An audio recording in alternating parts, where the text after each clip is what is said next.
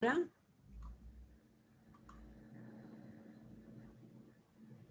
Creo que ya estamos Ahora, grabando. Sí, ahora sí, perfecto. ¿no? Sí, adelante. Ujú.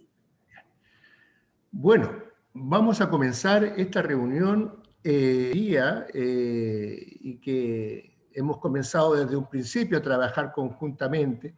Les envío a todos un cariñoso abrazo, un cariñoso saludo de bienvenida a este seminario tan importante, ¿verdad?, que hablará sobre Rodolfo Kusch, un pensador nuestro americano, de quien todos tenemos a lo mejor alguna que otra noticia o información, pero quienes le leemos, quienes le estudiamos en general, estamos siempre fascinados, ¿verdad?, por profundizar en un pensamiento nuestro.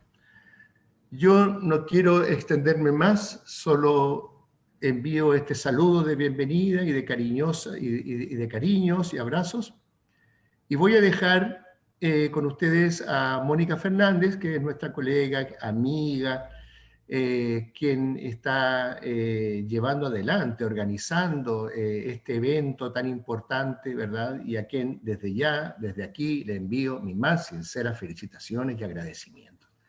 Así es que un gusto inmenso tenerte, Mónica, con nosotros y por favor, tienes tú la palabra. Bueno, muchas gracias, Jaime. Muchas gracias a todos, a todas, y bienvenidos y bienvenidas, todos y todas. En realidad, Kusch no se enamora. La persona que tiene contacto con la obra de Kusch queda perdidamente fascinada entre su prosa, su manera de escribir. Y de ahí esta cosa de tratar de difundir su pensamiento para poder pensarnos, ¿verdad? La idea es esa, la idea es pensarnos como nuestra América, como lo que de algún modo nos ha sido negado, y con esto de la negación no estoy diciendo que tengamos que evitar lo eurocéntrico, sino todo lo contrario, ¿sí? Porque esta es una de las cuestiones que se nos van generando a medida que vamos transitando la aventura por el pensamiento de Kusch. No es que queremos dejar de lado lo eurocéntrico, queremos de algún modo aunarlo. Ese es de algún modo el objetivo general, si ustedes quieren, de estos encuentros. Si me permiten, me voy a tomar unos minutos para darles algo así como unos parroquiales sobre de qué va este curso, cómo lo vamos a llevar adelante. Para eso les voy a compartir un PowerPoint en el que vamos a ir siguiendo un poco. Bueno, me surgió otra cosa, perdón. Lo que... Epa. A ver, un segundito. Se me escapó la novela turca, ¿vieron? Yo miro mucho las novelas turcas, me encantan porque tienen esos vestuarios tan impactantes. Bueno, lo que quiero hacer es poner esta diapositiva directamente, cosa que no puedo hacer porque no me lo estaría permitiendo. Así que bueno, de algún modo contarles un poco que el seminario lleva por nombre Introducción a la Filosofía de Rodolfo Kusch, y las instituciones organizadoras, tal como dice Jaime, bueno, yo no nombré a las demás porque hay muchas instituciones detrás, pero sí, en este caso, estamos como trabajando en algo así como una articulación con la Cátedra de Interculturalidad y Pensamiento Crítico y con la red de instituciones y personalidades sobre la deuda pública. Es una red de profesionales que, bueno, ocupados no solamente en la cuestión monetaria de la deuda, sino en todo lo que tiene que ver con lo que de algún modo la imposición eurocéntrica nos va debiendo, ¿no? Por llamarlo de algún modo. Pero bien, volviendo al curso, lo que diagramamos de modo conjunto es algo así como los objetivos colectivos, y que tienen que ver con este seminario, digo, con la posibilidad de estudiar el enfoque filosófico, que es un enfoque situado, por eso le llamamos nuestro americano, que nos ha legado este gran pensador que es Rodolfo Kusch. Entonces, vamos a intentar estudiarlo sintéticamente, obviamente, ese enfoque filosófico nuestro americano, al tiempo que intentaremos identificar las categorías principales de la obra del autor. Hay ahí una serie de categorías que se van a ir viendo a lo largo del desarrollo del seminario, que me parece que tenemos que dialogar sobre ellas porque hacen al pensar ese situado, al pensar nuestro americano. También pretendemos promover la lectura de la labor-acción de un gran filósofo nuestroamericano. ¿Por qué la labor-acción? Porque la obra de Kusch tiene que ver con eso, tiene que ver con un momento de docencia, con un momento de investigación, con un momento de acción en el sentido de que sus métodos intentan de algún modo establecer algo así como unas metodologías que van de sujeto a sujeto y no tanto de sujeto a objeto conocido como es lo tradicional del pensamiento científico filosófico occidental. Por eso hablo de labor-acción. También queremos dialogar sobre sus principales libros y eso es sintéticamente lo que pretendemos hacer en cada una de las unidades que ya les voy a comentar. Y también queremos difundir su pensamiento y su obra a partir de la elaboración de ensayos y artículos.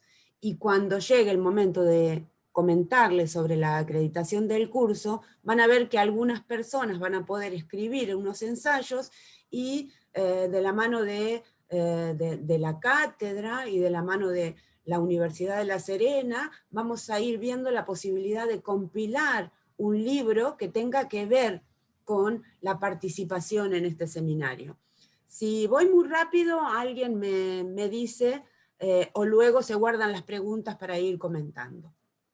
Bien, entonces las unidades temáticas tenemos. En la clase de hoy vamos a dialogar sobre la biografía de Rodolfo Kusch y vamos a intentar introducirnos a su obra. ¿De la mano de quién? De la mano de Jaime Montes y de la mano de Mauricio Langón, un colega y entrañable amigo también de Uruguay, que trabajó desde hace muchos años con la obra de Kusch.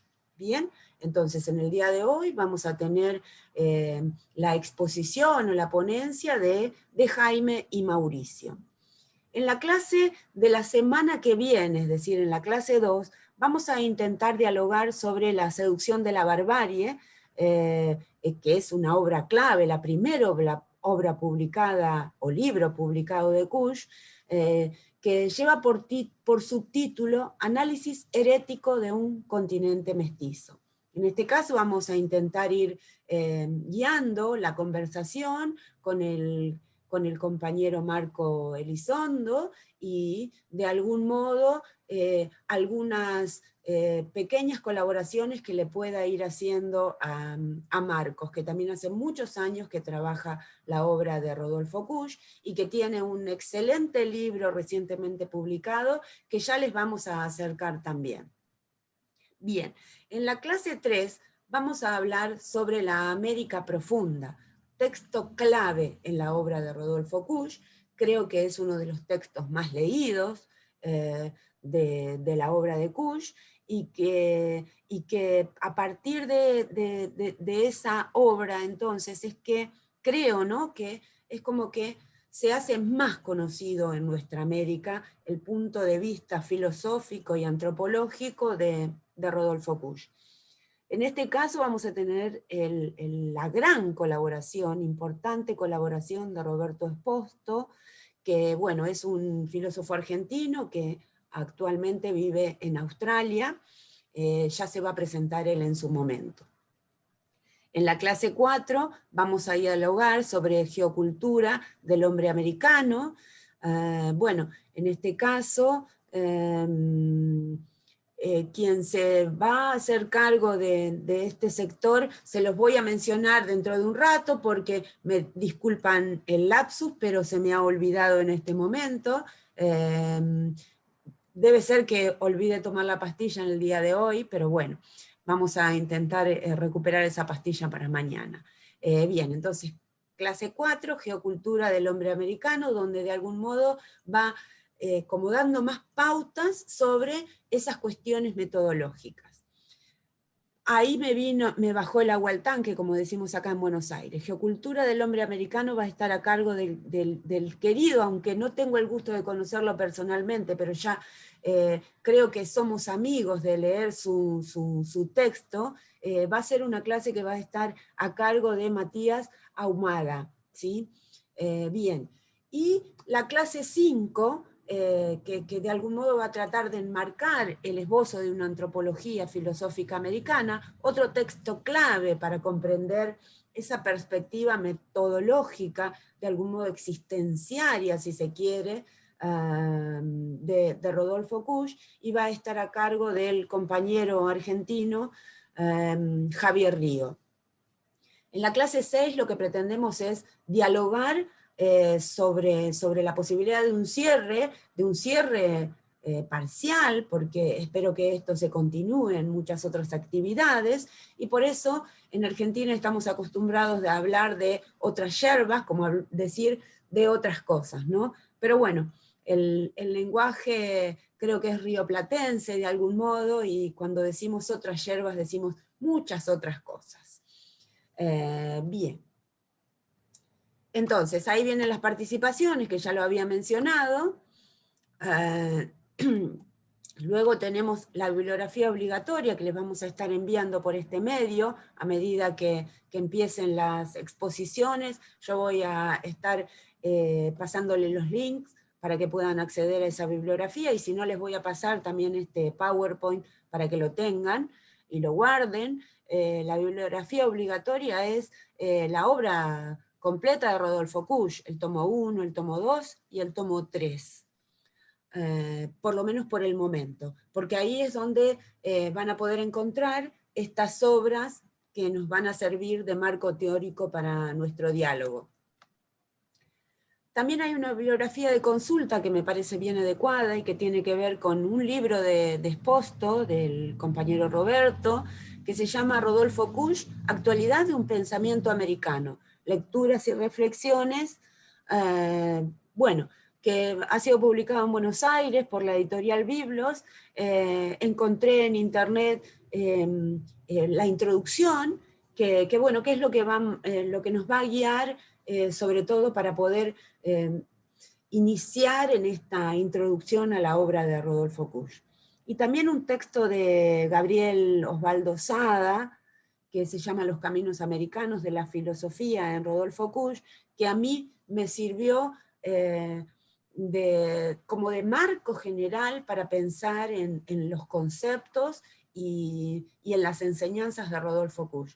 De algún modo lo que hace Gabriel Sada es trabajar en torno a toda la producción de Kusch, y desde ahí me parece que es bien importante poder leer la introducción de ese texto, que también les voy a estar enviando. Bien, esto es importante, modalidades de certificación. Gracias a la Cátedra de Interculturalidad y Pensamiento Crítico, vamos a tener la oportunidad de ofrecerles dos tipos de certificación. Una que tiene que ver con la asistencia, ¿sí? Desde ese lugar, lo que vamos a tratar de recuperar es en el chat la participación de cada uno de ustedes. No es necesario que envíen a cada momento su nombre y su apellido, pero sí en algún momento en el chat nos van a ir acercando su nombre, su apellido y su número de documento para que podamos tener un registro de asistencia y podamos otorgar ese certificado, que de aquí en más se va a llamar certificado de asistencia. Pero también vamos a tener otra modalidad de certificación o de acreditación, si se quiere, que tiene que ver con la posibilidad de difundir, como les decía antes, la obra de Rodolfo Kusch, y entonces a quienes quieran un certificado de aprobación, lo que les vamos a pedir es un escrito monográfico, ¿sí? O también la planificación de un taller o seminario. No se preocupen, les vamos a enviar las pautas oportunamente, antes de llegar al momento del cierre. Entonces, dos modalidades de certificación. una de asistencia, para la cual les vamos a pedir que manden al chat su nombre, su apellido y su DNI, y la certificación de aprobación, que va a tener que ver con la escritura monográfica que vamos a realizar hacia el final del seminario. ¿Bien? Bueno, hasta ahí mi colaboración con esto. Estoy intentando dejar de compartir, a ver si aparecemos. Ahí estamos de nuevo. No sé si quedó claro, Jaime o alguien que quiera colaborarme en algo, o envíen las preguntas por el chat, ¿sí? A partir de ahora, entonces, Jaime, agradezco nuevamente a todos, todas y todes, y le dejo la palabra al querido Jaime, no sin antes decirles que después de Jaime vendría la exposición del querido Mauricio, y si Mauricio no llega a tiempo, tengo su texto para leérselo, ¿sí? Entonces, acá corto mi micrófono, Jaime, y te dejo la palabra. Gracias. Bueno, vamos a tratar de ser breves en todo esto. Tengo una exposición, voy a compartir la pantalla.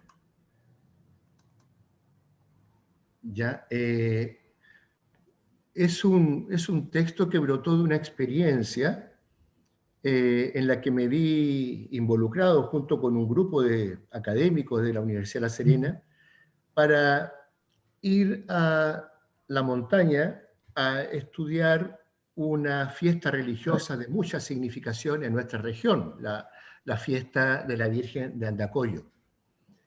Es una fiesta que son 2 fiestas durante el año, con muchos peregrinos, en fin, y en donde por primera vez yo vi que el pensamiento de Rodolfo Kusch podría ayudarme a penetrar en este misterio de la cultura popular, en los bailes de los chinos, como le llamamos nosotros, a quienes le bailan a la Virgen, en fin. Y de ello hice una pequeña publicación en un texto también que está en la colección Pensares, Caminos del Pensar. Bueno, esa fue la inspiración. Lo que viene a continuación es el que intenté incluir un concepto medio antojadizo, pero se me ocurrió que ese podía ser el concepto con el que yo iba a trabajar. Así es que vamos a pasar a este concepto, ¿no? Etnofilosofía es una modalidad de la filosofía intercultural, un saber que se construye en diálogo con el otro hombre, haciendo los senderos del otro hombre. Es decir, en algún momento pensé que esto de la filosofía de Kusch estaba más próximo a lo que yo podría entender por una etnofilosofía. Palabra extraña, palabra que no está en los diccionarios y que ha tenido ciertos usos, y por lo tanto quiero referirme brevemente a ellos, ¿no? Seguimos de cerca en esto, por supuesto, los pensamientos de Rodolfo Kusch. No me voy a centrar en ninguna de sus obras en particular, quiero hablar más bien de este gesto por el cual Kusch hace el viaje a la montaña, ¿no? ¿Por qué etnofilosofía? Para nosotros, etnofilosofía es una expresión provisional. No estamos seguros que vayamos a quedarnos con esa expresión, pero por ahora nos sirve para designar otra filosofía u otro modo de hacer la filosofía, ¿ya? Etnofilosofía significaba filosofía africana. La palabra por primera vez brota en África de la mano de Placide Tempels, quien escribió un famoso libro llamado La filosofía Bantú. En su famoso libro, La filosofía Bantú de 1945, por primera vez, entonces aparecía esta idea de una filosofía de corte no occidental, ¿verdad?, y que representaba la cultura bantú, que es una cultura inmensamente difundida por toda África, ¿no? Desde su título implicaba un enorme desafío, ¿no? José Pablo Feynman, en su libro ¿Qué es la filosofía?, nos refiere cómo los bantúes van a tener filosofía, ¿por qué?, ¿no? El libro de Tempest era un desafío, era un libro de combate, porque buscaba que se reconociera una filosofía africana. Porque si se reconocía que había una filosofía africana, se iba a reconocer que existía una razón, un logos africano, y por lo tanto una humanidad africana. No olvidemos que para Martin Heidegger no existía nada de esto, ¿no? Jamás pensó que pudiese haber una filosofía que no fuera la filosofía occidental, ¿no? Y por supuesto una filosofía dicha en alemán. Por lo tanto, este abrirse fue realmente revolucionario. El mismo José Pablo Feynman nos dice: lo notable de los filósofos africanos y de las teorías neocoloniales o postcoloniales, estoy pensando, dice él, en Edward Said, en Homi Bhabha, por ejemplo, es que se acercan a la academia europea intentando defender la diferencia de los países colonizados, pero con las armas teóricas de la academia europea. Es decir, estos son personajes occidentalizados, occidentales, ¿no? Pero que tras un viaje por los caminos, por los senderos de África, terminan vinculándose profundamente con la cultura de ellos, ¿no? La publicación de la filosofía bantú, de la cual lamentablemente no tenemos un libro traducido al castellano, hasta donde yo sé. Lo he buscado, pero todavía no he tenido éxito. Desató una industria completa de etnofilosofía, va a decir Conwell. La etnografía aficionada de Tempest pronto fue reemplazada por un trabajo mucho más sofisticado. Este empezó con la investigación de Alexis Kagame en Ruanda, cuya Philosophie bantu-rwandaise de lettres ofreció una narración de antología indígena basada en un análisis minucioso de las formas gramaticales del lenguaje local. ¿Ya? La investigación en la tradición etnofilosófica continuó durante 40 años después de que Tempest la iniciara. Puesto que el surgimiento de la etnofilosofía fue simultáneo al movimiento de descolonización de la mayoría de los países africanos, el descubrimiento de filosofías basadas en las culturas indígenas se convirtió en un vehículo para la reafirmación de la dignidad y la valoración de la cultura africana. Esta famosa antropóloga dice: Tempest arguyó que los europeos no habían sido capaces de percibir la filosofía implícita africana. Argumentó que el pensamiento bantú se basa en una ontología en cuanto a una teoría del ser que iguala a este último con la fuerza vital. Así, donde los europeos ven un objeto, una persona, los africanos ven una fuerza de vida. Bueno, Placide Tempest fue quien realizó este trabajo de tratar de traducir palabras de la filosofía occidental al mundo africano. Entonces aparece la cosmovisión del mundo africano, ¿no? Estas fuerzas están en interacción unas con otras, con frecuencia de forma jerárquica. De ahí que una persona vive en una comunidad bajo la dirección de un cacique que encarna una fuerza de vida mucho mayor. En fin, hay toda una explicación, ¿no? Una fuerza de vida puede dominar o dañar otra de aquí, la brujería, etc. Esta ontología lleva a una teoría de la persona, muntu, es decir, una especie de psicología filosófica, y a una ética que es fuertemente comunal. Todas estas creencias se basan en una creencia subyacente tras la fuerza vital, más fuerte que todas, Dios. El concepto tiene su propia historia, ¿no? Etnofilosofía. Tal vez haya que avanzar en otra dirección en aras de no violentarlo. Por lo pronto, veamos qué sentido ostenta este término para desde allí advertir su inspiración fundamental. Para estos movimientos, la cultura auténticamente africana era aquella que se sostenía sobre la tradición ancestral de sus pueblos. La etnofilosofía buscó lo propiamente africano en tales tradiciones. Obviamente, volver sobre las raíces suponía hacerse de los instrumentos de la antropología y la etnografía para bucear en ese pasado profundo de África. Pero la idea era sonsacar de ese pasado las ideas, cosmovisiones propias de esos pueblos, que eran la fuente de toda identidad. Aquí tenemos a Leopold Senghor también, quien junto con otros pensadores logró realmente crear esta cosmovisión en la poesía, en fin, en la literatura, ¿no? Pues bien, Rodolfo Kusch es el gran referente latinoamericano de una filosofía, o más bien de una etnofilosofía americana, a pesar de que él no utilizara esa expresión en sus obras más relevantes. No he visto en la obra de Kusch todavía esa expresión.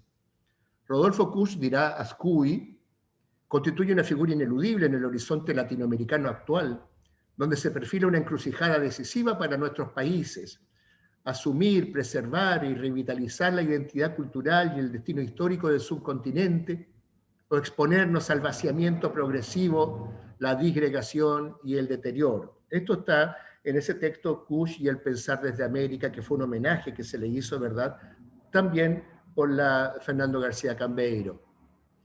La lección de Kusch conjuga una incitación filosófica y un gesto vital.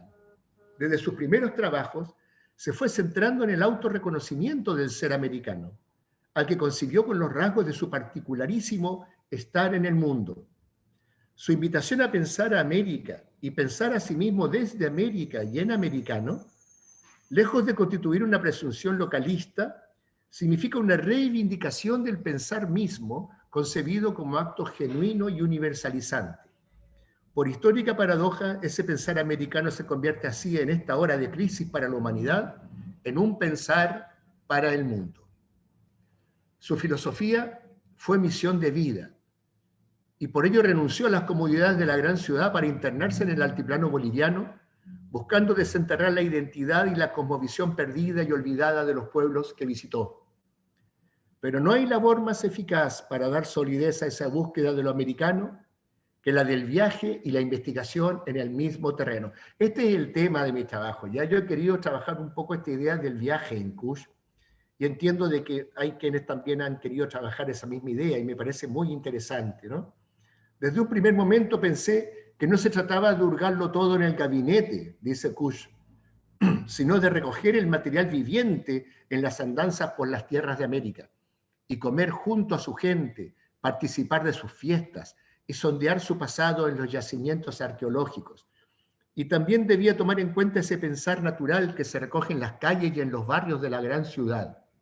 Solo así se gana firmeza en la difícil tarea de asegurar un fundamento para pensar lo americano.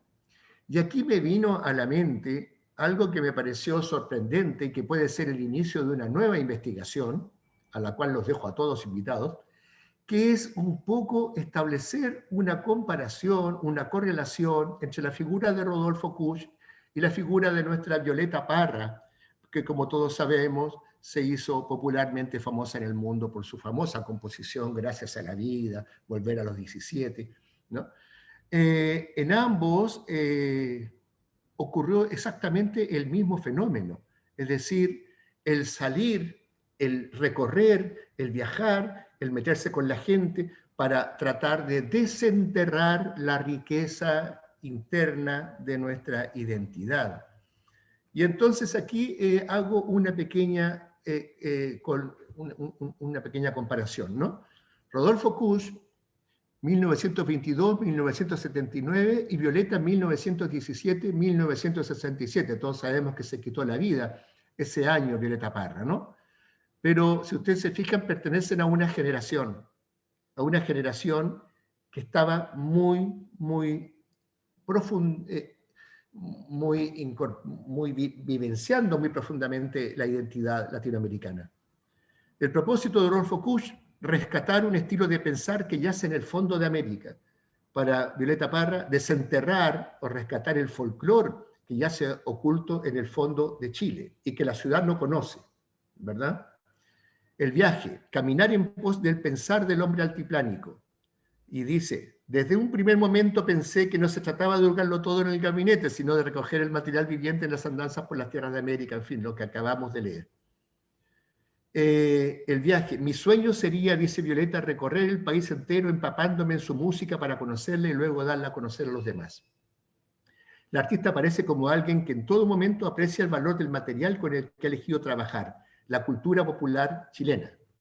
Quiere explicarla casi didácticamente y transmite la idea de que sus viajes y sus proyectos están inscritos en ese mismo esfuerzo de difusión. Resultado: la construcción de una vasta obra que va del ensayo, la dramaturgia, el texto filosófico, antropológico, etc., en Kusch, y en Violeta Parra, el descubrimiento del folclore, instrumentos y una vasta obra, música, arpilleras, instrumentos. Terminó Violeta Parra exponiendo sus arpilleras en el Museo del Louvre.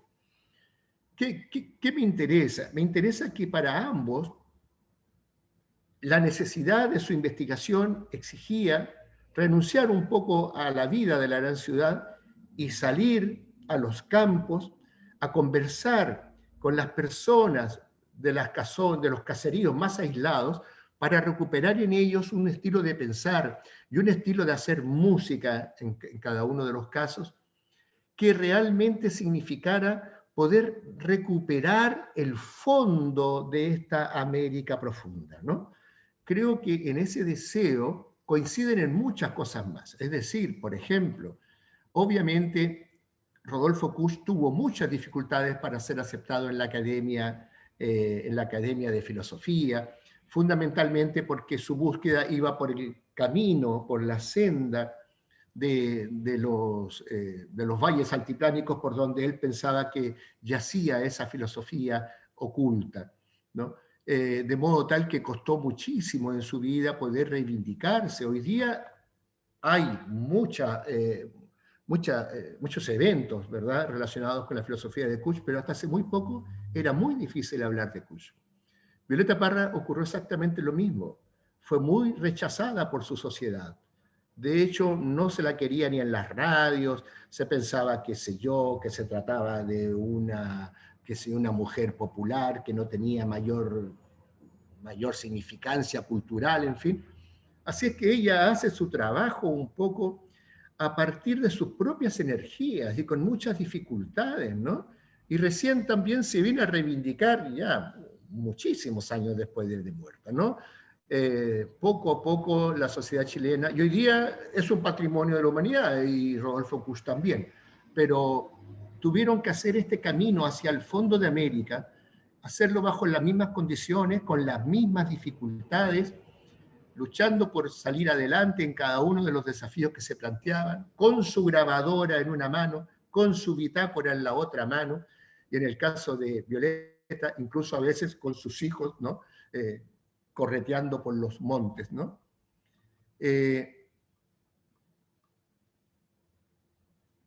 Me parece sumamente importante incluir aquí algunas reflexiones de Roberto Esposto, en su excelente libro Rodolfo Kusch, Actualidad de un pensamiento americano, que está aquí, que habíamos hablado recientemente de él, ¿ya? Porque Roberto Esposto, precisamente, en un momento de esta obra, hace una relación entre la música de Violeta Parra y la música de Paul Anka, sobre todo su famosa canción My Way, ¿no? A mi modo o a mi manera. Y en esa comparación que él hace, descubre que Violeta, en su canción Gracias a la vida que me ha dado tanto, en fin, encarna lo que Rodolfo Kusch tenía en su mente cuando se refería a su famosa expresión, el estar nomás, ¿no? Es decir, que la poesía y la música de Violeta Parra, en el fondo, está en sintonía con este sentido de lo originario americano, este sentido de comunidad, ¿no? Dice Esposto, la religiosidad que se desprende de la lírica de esta canción nos sugiere que la vida es algo más grande que el ego de un individuo. Nuestra propia existencia está a la merced de la clemencia de la vida misma, donde ésta es sinónimo de naturaleza y cosmos. Damos gracias a la vida porque ella es la madre, la Pachamama, el ombligo del universo, en fin. La vida nos sustenta con el amor y el vivir en comunidad. Esta ética de la vida que nutre la poesía de la autora chilena converge con la cultura del estar o del mero estar de Kusch, arraigadas en las fuerzas vitales de la naturaleza perdón, y del espacio terrestre. Es decir, que en última instancia, lo que lleva en la mente Violeta Parra cuando hace estos recorridos por la zona central de Chile, visitando los caseríos, los pueblos abandonados para recuperar el folclore que allí subsistía, de alguna manera también en su filosofía representaba los ideales de Kusch. Ellos no se conocieron, ¿no? No sé cuánto pudo haber sabido el uno del otro, pero en el fondo son vidas paralelas, ¿ya? Kusch le impone al filósofo latinoamericano la tarea de iniciar el ascenso de la montaña, cosa que él hizo acompañado de su fiel grabadora. Y dice Kusch, y es que hay viajes que son como la vida misma. La vida se siente cuando se la enfrenta al absurdo, cuando se pone el pie en la huella del diablo. Solo entonces se la palpa. Y el viaje, un auténtico viaje, consiste en ir al absurdo, ubicado en algún lugar de la tierra, lejos de la cómoda y plácida ciudad natal, junto mismo al diablo. Porque el diablo está en los precipicios escalofriantes, en el miedo a la enfermedad circunstancial, en la tormenta, en la lluvia, o en el granizo despiadado, o en la súbita detención del tren por algún derrumbe de la montaña. Ahí reencontramos los grandes temas que hemos olvidado en la gran ciudad: la vida junto a la muerte, el bien junto al mal, Dios y el diablo. Y esto está profundamente presente en la obra de Violeta Parra, ¿no? En sus cantos a lo divino y sus cantos a lo humano. Y si nosotros profundizamos en las letras de sus canciones, descubrimos también que el sendero es el mismo. Es curioso, es sorprendente. Esta filosofía que así se desprende del mundo de los objetos y del lenguaje de los objetos tendrá que hacerse etnofilosofía, sostengo yo. Con ello no deja de ser filosofía, pues su nivel de pregunta permanece en lo propio, en la pregunta por el ser, por decir algo que tal vez no cabe exactamente en aquella experiencia, pero se hace etno en su metodología, porque necesita de la grabadora y la bitácora, la cual tendrá que adecuar a sus propios intereses. Una etnofilosofía privilegia el trabajo de campo y el diálogo con los protagonistas, para atender a lo que allí se manifiesta. Esta etnofilosofía se hace también fenomenológica, porque se vuelve hacia experiencias originarias, dadoras de sentido de todo cuanto es. Va a la raíz, al fundamento. Esta filosofía etno se abre a otras disciplinas que buscan parecida inspiración. La etnoteología, espero que no haya un teólogo acá que podrá censurarme la palabra, pero me parece interesante, e incluso la etnoantropología, porque mientras la antropología se mueva dentro de lo sabido, después de todo ella es parte de eso que llamamos ciencias sociales, no logrará dar en lo central, manteniéndose lo sumo en el inventario de datos y hechos científicamente relevantes. Pero ir al fondo de América, a la alta montaña, o a la profundidad del valle, o a la selva, supone una suerte de despojo categorial hasta donde esto sea posible. Es un camino de interculturalidad, de descubrimiento y asombro permanente. No sabemos exactamente si lo que resulte de todo esto se pueda todavía seguir llamando filosofía, más allá de lo que pueda significar en su sentido etimológico de amor a la sabiduría. Por ello, esta etnofilosofía es transdisciplinaria en cuanto abarca conocimientos de frontera que llamamos diálogo intercultural, más dirigidos a la fundación común de un campo de luz, de allí viene la expresión fenomenología, que a la comprensión científica objetivista, positivista del mundo. Desde este punto de vista, si hablamos de interdisciplina, lo hacemos por esta raíz etno que vincula, pero también lo etno permite compartir el camino, como los promesantes suben acompañados las montañas. Esta transdisciplinariedad tiene que ver precisamente con el trans como excedencia. El trans como excedencia implica que el filósofo en el viaje también hace teología y el teólogo en el viaje también filosofa. Y significa también que ni filosofía ni teología abarcan la totalidad de lo allí manifestado, como cuando el chino saluda a la Virgen o el cantor le guitarrea sus versos de cariño y respeto. Las veces que me ha tocado asistir a estos eventos, me he quedado sin palabras, esto lo digo yo, y eso le debe decir algo a la filosofía. Pensar a la altura de la realidad supone a veces hacer experiencias para las que uno no está acostumbrado y que por momentos parecieran quedar definitivamente en el ámbito de lo incomprensible. Filosofía no es ciencia, pero una etnofilosofía lo es mucho menos. Es un camino de ascensión y de participación. Aún así, no regresamos con las manos vacías. Traemos con nosotros nuevas palabras que hemos aprendido de nuevos informantes y que configuran nuevos significados que pueden luego articularse en nuevos sentidos. El trabajo de Kusch es en esto absolutamente ejemplar.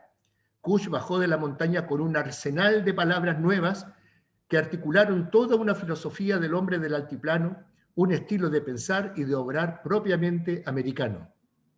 La filosofía es griega, todos lo saben, pero con independencia de esa crítica académica, allí, en la mitad de la fiesta religiosa, hay un saber del ser y el pueblo sabe decir este ser, aunque solo lo haga a través de proverbios o salmos.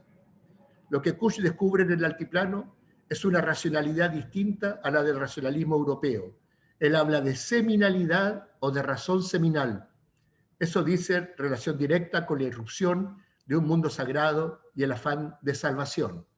Y aquí yo pongo la grabadora y la bitácora, que son los grandes instrumentos de la etnografía, ¿verdad? Pero esta vez sirviendo a los intereses de la filosofía. Quizás el concepto más importante que trajo Kush de la montaña fue el concepto de estar. Kush caracteriza el mundo interior de América con la expresión estar, frente al ser de Europa. Kush opone el estar de América. Es lo humano del hombre. Estar es estar arraigado a una tierra en diálogo con lo trascendente y con sus semejantes en la comunidad de hombres y mujeres. Es lo que llamamos pueblo, nuestro pueblo latinoamericano. En fin, aquí ya hay algunas citas de Delia Caminotti que también me parecen muy hermosas, ¿no? Y en el cual también se apela a este concepto del cual se va a profundizar más adelante en otras participaciones, ¿ya? Como conclusiones, lo relevante para nosotros es la tarea filosófica. Ahora bien, pensamos que esta filosofía ha de tener que renunciar, como dice Kush, al gabinete académico, si quiere constatar in situ las peculiaridades del pensar y sentir de nuestro pueblo. Esta filosofía, por lo tanto, ha de transformarse en etnofilosofía, esto es, en una filosofía que, aprovechando el instrumental de la etnografía, camina en dirección a una identidad y una cosmovisión popular ancestral. En esa búsqueda por alcanzar esta nueva forma de hacer filosofía en el trabajo de campo, encontramos un referente esencial, Rodolfo Kusch, pensador argentino de envergadura, que inició esta tarea de internarse por el altiplano boliviano con su grabador y su bitácora de viaje para escuchar lo que el otro hombre tiene que decir. A partir de las entrevistas con sus informantes, comienza a articular un modo muy original de hacer filosofía. No solo se interna en la montaña, también recorre nuestras calles y se mezcla con el pueblo intentando traducir a filosofía sus voces y sus silencios. Su camino es un ejemplo a seguir y por ello pensamos, nuestra filosofía también deberá articularse en un caminar pensante que va desde la ciudad hacia algún pueblo de la montaña o el valle, en donde las humildes parroquias abren sus puertas de madrugada para darles la bienvenida a los peregrinos y también a sus chinos danzantes. Muchas gracias.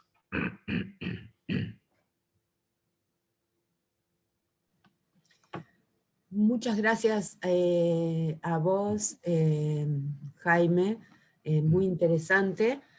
Bueno, vayan anotando las preguntas para poder dialogar hacia el final, ¿sí? Yo ya me fui anotando algunas, pero las voy a dejar para después. No sé si está Mauricio por ahí. ¿Está el compañero Mauricio? Mauricio tenía un problema en el día de hoy, tenía que hacerse un tema de médicos y no sabía si iba a llegar.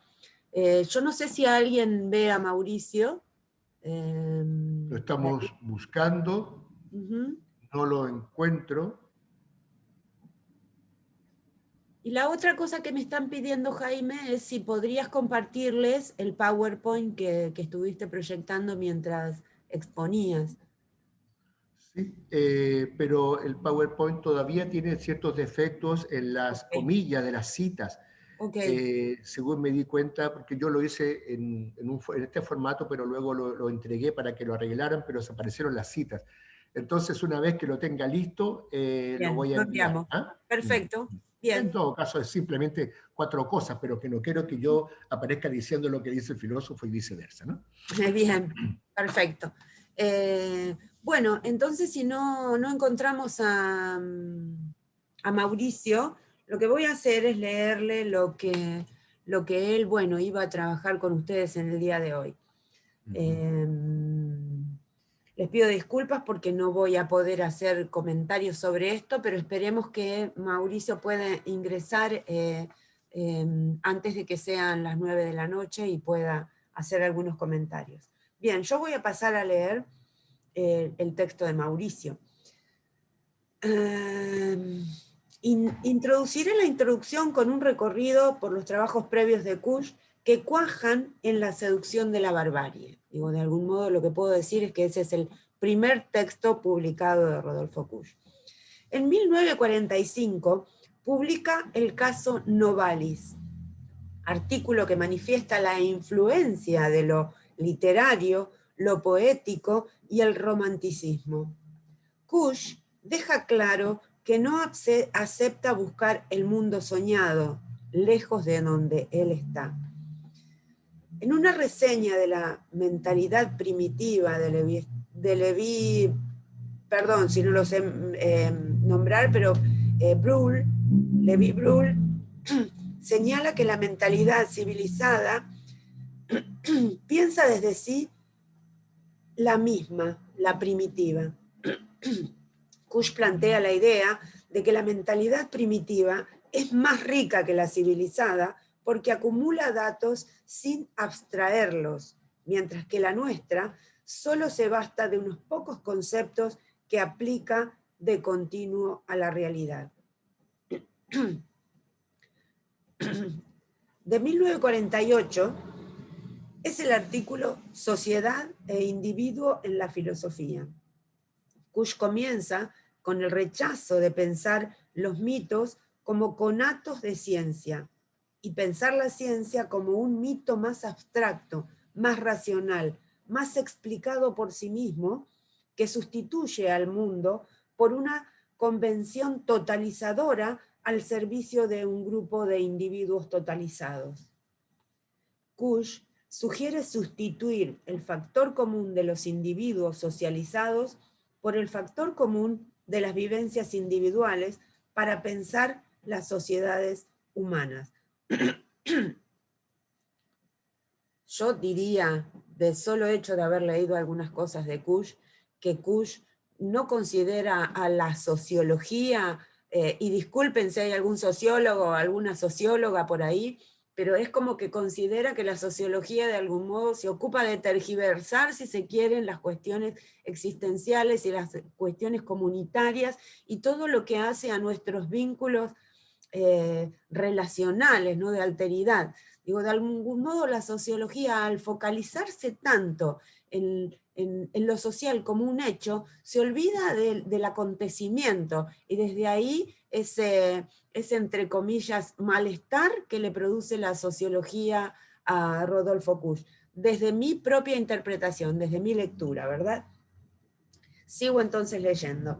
En 1949, reseña de un libro sobre Sartre, dice Mauricio, resalta los conceptos de fondo y forma y la idea de aniquilación y nadificación que Sartre ejemplifica con una experiencia en un café. Mónica, déjame que lo sigo, llegué. ¡Bravo!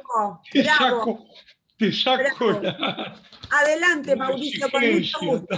Con mucho gusto, gracias. Bueno, porque también un poco voy a tratar de pasar un poco más rápido estos primeros. Estábamos en el de Sartre. Bueno, ya los pasaste casi todos.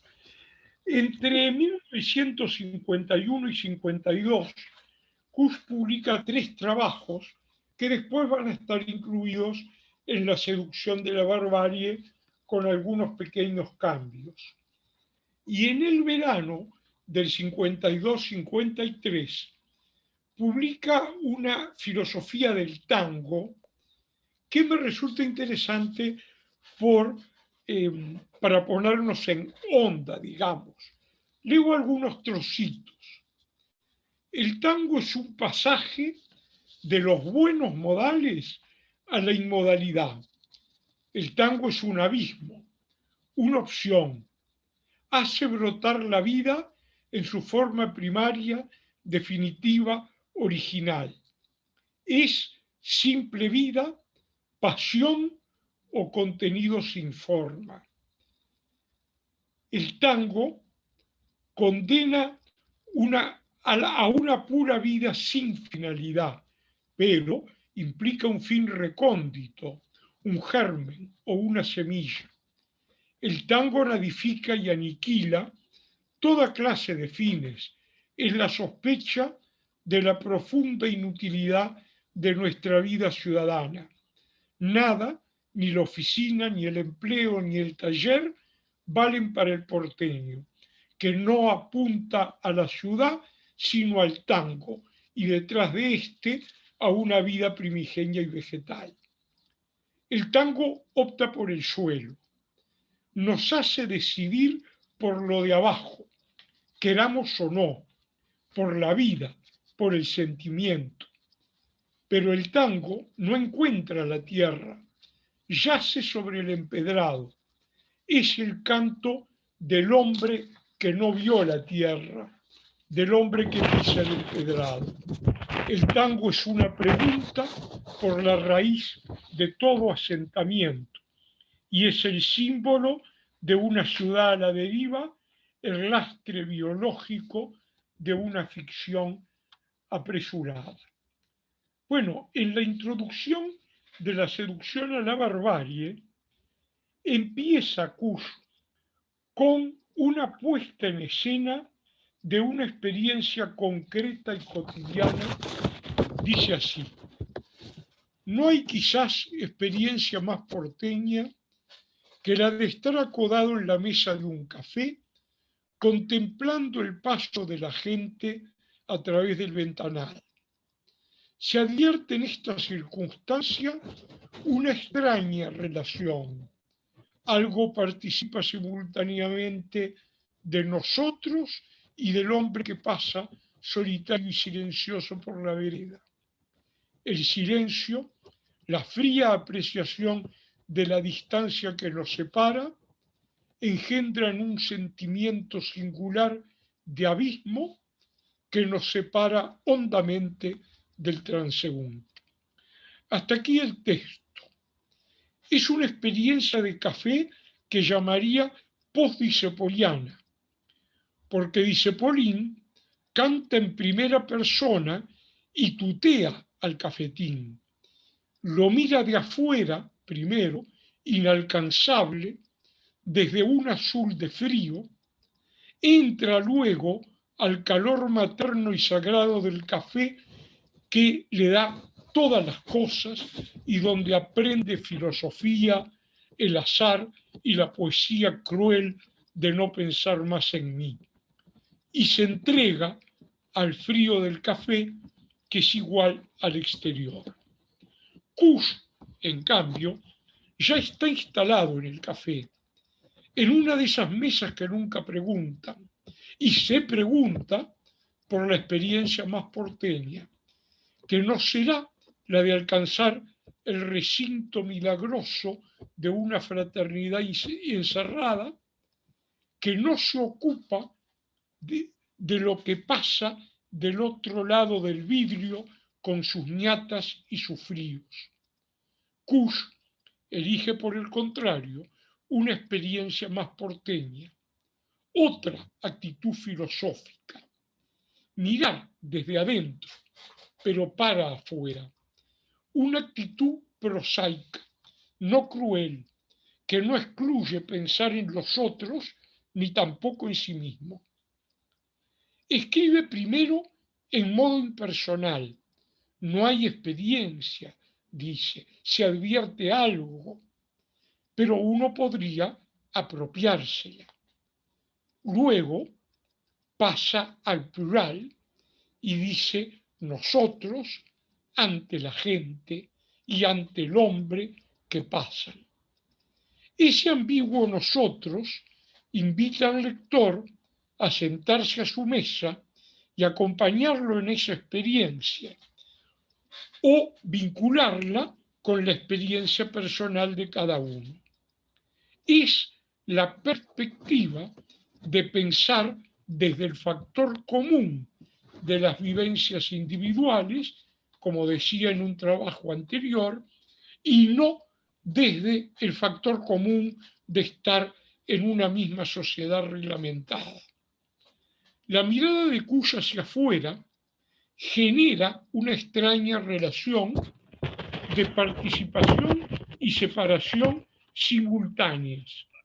Sin su mirar, no habría relación con el transeúnte ni problema. Su decisión de ir más allá de nuestro cómodo encierro plantea el problema, no lo resuelve.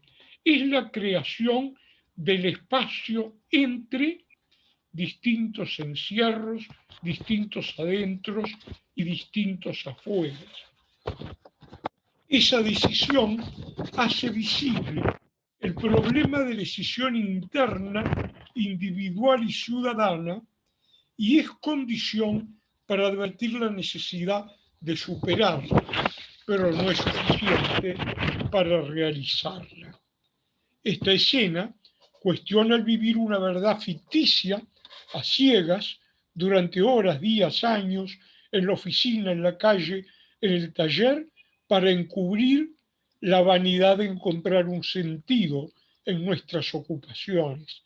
El café, cigarrillos, charlas, dados, es un pretexto, porque nos reunimos en el café, dice, para dejar a través del ventanal y prendido de cada transeúnte una desazón primaria, y en esta una auténtica, aunque negativa, integridad que impone la certidumbre de que en este aquí y ahora nada importa más que ese abismo que tejen el café, el ventanal, el transeúnte y nosotros. El abismo se agranda porque ninguna expresión lleva la realidad de esta situación a la conciencia, la expresión de nuestra verdad cotidiana y su tradición a un espíritu. Sentir esta situación es lo que crea el drama. Siempre estamos en un aquí y ahora, dice, perfectamente perfilados y con una infinita riqueza de contenidos. ¿Será que no tenemos con qué pensarlo y abarcarlo con la emoción que se siente en un poema? La ciudad piensa al hombre como un yo integrante de la ficción. El transeúnte se fuma como partícula necesaria por la ciudad que no nos permite comprenderlo como próximo a nosotros, porque no podemos pensar desde esa vivencia actual esta relación. En la ciudad nada se mueve sin consumir la vida en la finalidad del perfecto ciudadano y desprecia la emoción y la libertad. En cambio, nos dice, una borrachera, un grito, un tango, delatan la ficción, expresan una verdad más intensa, que es el reverso de la urdimbre racional de la ciudad, en la que dejan puntos de escape que la rasgan. Es una situación vivida con hondura, en el lapso en que el transeúnte se pierde al final de la calle, y en esa situación naufraga toda verdad supuesta.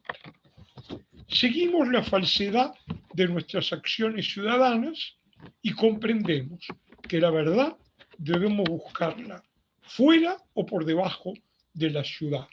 Falta el signo que nos traduzca al lenguaje espiritual esta circunstancia menuda.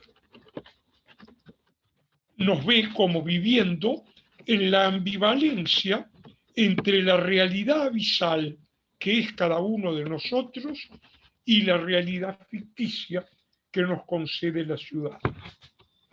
Nos decidimos por alternar una y otra, dice, y llama a esto mestizaje, por la cobardía que nos impide resolver la antinomia entre el abismo y la ciudad y lograr una actitud que la supere.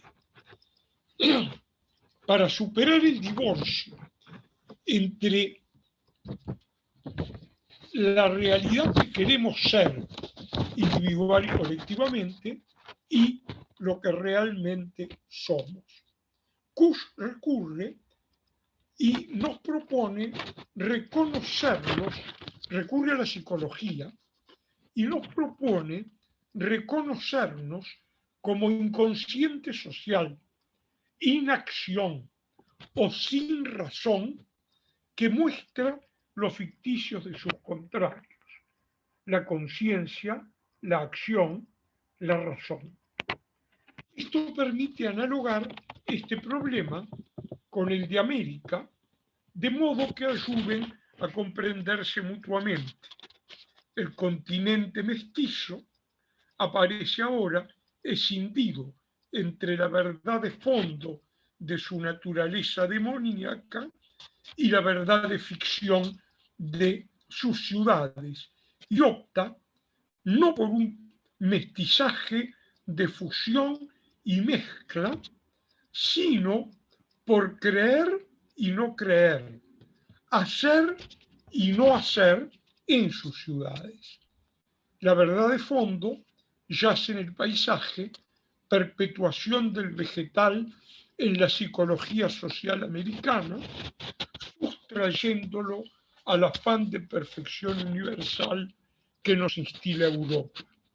El sentido vegetal de la vida viene de lo precolombino, adopta la forma de barbarie y concluye en esta Buenos Aires y en esta América amenazando transformar nuestra ficción europea en una realidad cruelmente autóctona. A partir de estas ideas centrales de Kusch, en este libro de la Introducción a la Barbarie, trata de rastrear y justificar el demonismo bárbaro como reverso de la mentalidad ciudadana que hemos tomado falsamente como meta de nuestra vida. Destaca estas características en los ensayos que siguen en la obra. Cada capítulo se centra en episodios en que el sentimiento demoníaco choca con la verdad ciudadana y la deforma.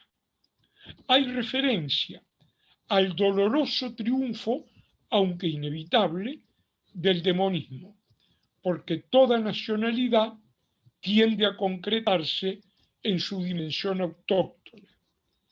En los últimos capítulos tienen la intención de fijar las líneas teóricas de lo americano, la modalidad íntima de su esencia. Es intencional esa abstracción de los últimos capítulos. Y también son intencionales, dice, las herejías contra la absurda ortodoxia influida por la burocratización del saber que se realiza en nuestras aulas universitarias. Y cierra afirmando, nuestra cultura se halla aún en los planos más profundos del hombre. Lo que se diga de esa cultura debe ser, por tanto, subjetivo, hasta lindar con el caos. Solo así lo americano podrá ser aprehendido en las raíces de nuestra vida, que es la única creadora de cultura. Bueno, ese era mi aporte como introducción a la lectura de La seducción de la barbarie.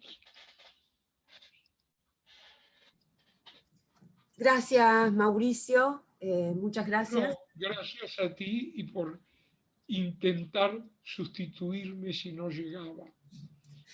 No sé si querías decir algo más en la lectura que pensaste para exponerlo. No, simplemente yo esperaba que vos llegaras a tiempo, así que, pero a medida que iba leyendo, iba echando algunos comentarios desde mi propia interpretación, que de algún modo, digo, esto nos introduce ya una serie de dicotomías, de dualidades a la que nos va a tener acostumbrado Kusch en el resto de sus obras, ¿no?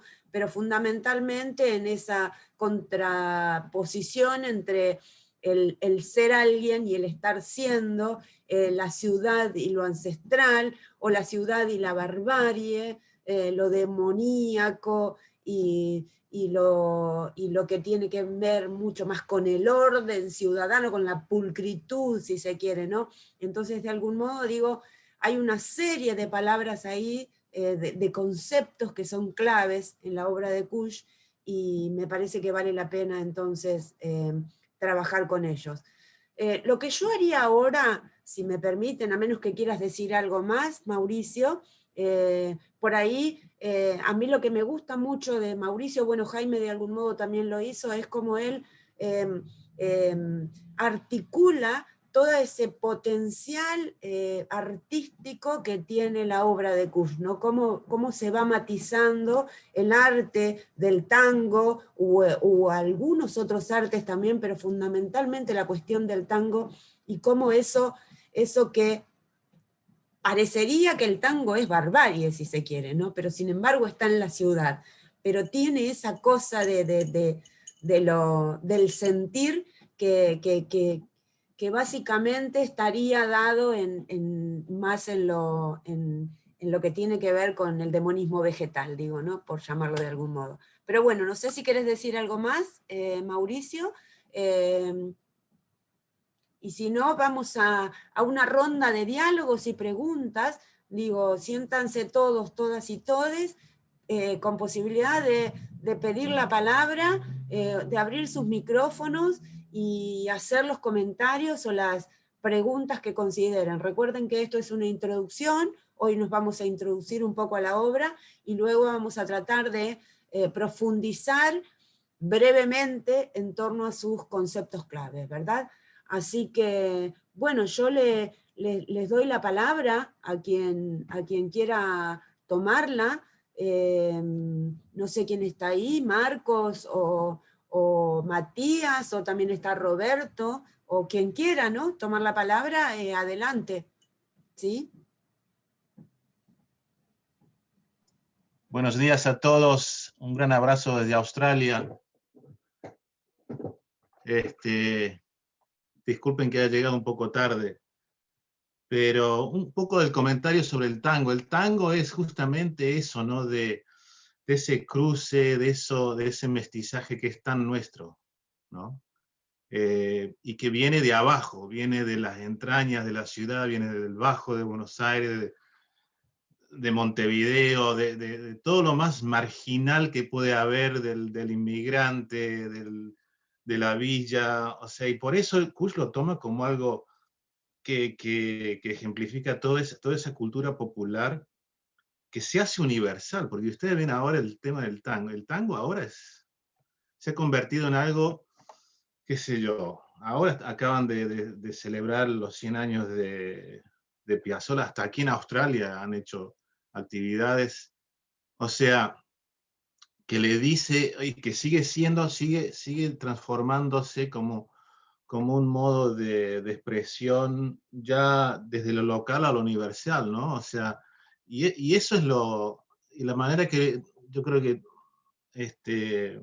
Kusch lo toma, lo interpreta, es eso, ¿no? Que es su forma de pensamiento, es una expresión tan humana, su lírica es tremenda, es poesía, Disceplo, todos los grandes poetas del tango, que expresan esa condición del marginal, del que siempre pierde, en un país que debería darnos esperanza y siempre nos deja un poco de lado, ¿no?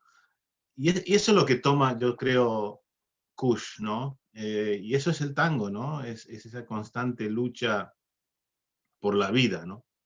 Que es como el jazz, son los blues, o sea, que es toda música de los marginales, ¿no? O sea, los cantares, qué sé yo, de los napolitanos, de los sicilianos, o de la música judía que llega a Buenos Aires, ¿no? O sea, es esa mezcla que se encuentra en esos márgenes de la metrópolis imperial, y donde se da otra cultura y otra manera de ver, otra manera de sentir, ¿no? Que no es... yo vivo en un satélite del imperio metropolitano londinense y es otro sentir, ¿viste? Es muy otra cosa. Eso nada más. Es interesante, tomando esto, es interesante también que el tango y, los demás ejemplos que tomaste no son nunca solo música, son música y baile, música y acción, música y cuerpo, y a la vez son, por lo menos en el tango, letra. Es decir, todas las dimensiones de la cultura están comprendidas en esta expresión. Sí, justamente el blues es eso, ¿no? Porque el blues canta el dolor de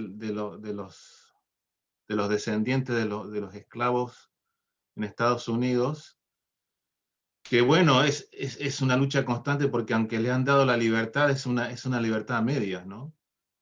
Casi una libertad falsa, de máscara, de cosmética, pero siguen viviendo la explotación, la marginalidad, bueno, la lucha constante, el desprecio por los blancos, y toda su música es esa, es ese sentir, esa añoranza por algo, por el amor perdido, que es por la vida, ¿no? O sea, y eso es el blues, como el tango.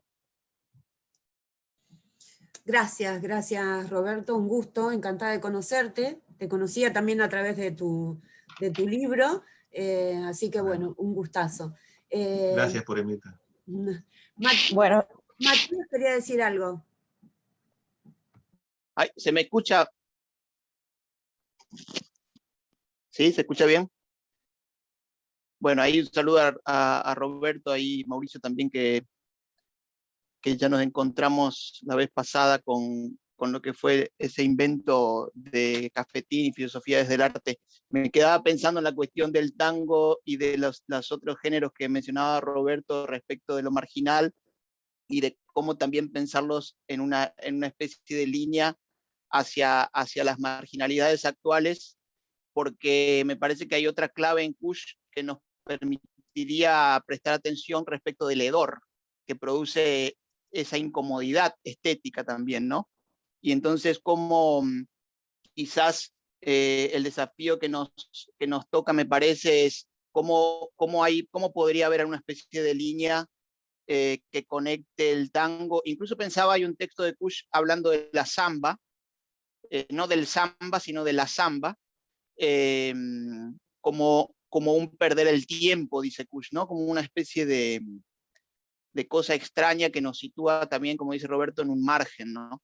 Y quizás hacer una línea también con lo que sería, por lo menos en Argentina, pero creo que también conectaría con otros lugares en América Latina, y es la cumbia. En Argentina la cumbia en el amplio sentido del género, pero luego en los 90 la cumbia villera que irrumpe y genera esa incomodidad, si se quiere, de la mano de Pablito Lescano y otros más, y bueno, y molesta, incomoda, y me parece que ahí hay una línea posible. O el rap también, hablaba Roberto respecto del norte, ¿no? Con el blues y el jazz. Yo sumaría también el rap, que tanto está resonando en los pibes ahora. En Argentina tenemos a Woz, que es un muchachito que la está rompiendo con cuestiones de rap, y que incluso conecta con el rock. Entonces, me parece que la clave podría ser dentro del universo cuyano, podría ser esta cuestión del hedor, porque a veces siento que incluso podemos tener alguna especie de tendencia de pulcritud dentro del hedor. Y entonces, por eso mismo nos sirve esa categoría o ese elemento cuyano, ¿no? Del tratar de hacernos cargo de esa incomodidad, incluso dice él, ¿no? Algo que uno le causa hasta incluso rechazo. Me animaría a decir hasta el reggaetón, que me causa tanto rechazo, pero pienso en Calle 13 y digo, estos tipos empezaron haciendo reggaetón en su pueblo natal, y ellos mismos diciendo, esto era era otra cosa, digamos, era una expresión de la calle. Que después lo tomen los grandes monstruos de la industria cultural global, es también otro tema que me parece a mí que está vinculado con toda esta línea del tratar de pensar a través de Kush, ¿no? Nada, me quedé pensando en esas cuestiones. Qué interesante, Matías. Estaba pensando cuando hablabas de Calle 13 y la contraposición que tienen con Daddy Yankee, porque mientras los dos son del mismo género, uno es de la pulcritud y el otro del hedor, ¿no? Y el que es del hedor justamente resulta ser el más crítico de todos, ¿no? Digo, nada, solo para seguir pensándolo, ¿no? Hay una persona, Ana Villalba, que había levantado la mano. Ana, ¿estás ahí? Eliana Sí, también. sí, Bueno, ¿qué tal? sí. Bueno, mi pregunta va de la mano de la persona que estuvo hablando recién. Yo no tengo ningún título en filosofía, nada, soy docente y estudiando todavía. Me quedé con el tema de lo que hablaba Mauricio, haciendo como una mirada metafórica del tango, pero un tango que vivió Kush, ¿no? Que no es el mismo que hoy, del tango de los bajos, de la marginalidad. Me pregunto, en la marginalidad actual, ¿cuánto de vínculo con lo autóctono persiste conjuntamente estando en la ficción? Por eso creo que está relacionado con la pregunta anterior, porque en la marginalidad habita ese estar para nada, ese silencio, ese no hacer, y habita también mucho de la transmisión a través de la narrativa, habita de lo que he visto como docente, los legados. Y entonces me pregunto, más allá de lo que les toca vivir por toda una situación global, como que hay un arraigo también, podría existir un arraigo autóctono, de alguna manera delegado, narrativo. No la quiero hacer más larga, pero básicamente es por ahí. Me pregunto cuánto persiste de lo autóctono estando en la ficción. Gracias. Yo, antes de darte la palabra, Eliana, no sé si alguien quiere contestarles, pero yo creo que lo autóctono no es la ficción, que la ficción es justamente la ciudad. Esa es la ficción para nosotros, ¿no? Porque forma parte justamente de lo que no somos, de lo que somos a medias por ser mestizos, ¿no? Exactamente. Yo entiendo el tango de alguna manera como un vínculo en un hacer, un intento de hacer, vincularse con las pasiones, con lo autóctono, pero pisando por arriba de la tierra, pisando el asfalto. Entonces, a ese tipo de marginalidad me refiero. Lo veo como realmente un mestizaje que habita la ciudad, pero de algún modo, en un sentir, en un escribir, en un bailar y en un actuar, en un actuar filosófico como modo de vida, mantiene un poco esa cuestión autóctona, de mi punto de vista. Por eso es que te digo la pregunta utilizando los dos términos. Bien. Yo no sé si me perdí en la pregunta porque a veces las aclaraciones me sacan del tema, ¿verdad? Yo lo que me parece que es interesante ver cómo Kush pensó eso el tango, que era lo del momento, y vincular con algo que se refiere a otra cultura y que lo dice al final de todas sus obras, en una de sus obras de los últimos tiempos. Dice, hablo de lo indígena en el sentido en que el argot genera indígenas en París. Es decir, tomando después la noción de geocultura, poder pensar cómo el habla popular, la música popular, el pensamiento popular, va en realidad gestando nuevas culturas que son mestizaje y mezcla como lo pueden ser en el tipo de música que se mencionaban recién, que mencionaba creo que Martín, que no lo veo por ahora, pero por allá, Matías, que mezclan distintas músicas, distintas tradiciones, haciendo un mestizaje en el sentido de optar por todo lo que sea vital, ¿verdad? No en el sentido de una mezcla biológica o una mezcla inconsciente o un rebajamiento de lo otro, sino como algo que permite una nueva expresión de la cultura en el nuevo momento, pero arraigada en modos de hacer cultura, arraigada en culturas en el sentido amplio. No sé si soy del todo claro, porque acá, claro, Kuhn está mostrando un fenómeno, no como una geocultura completa.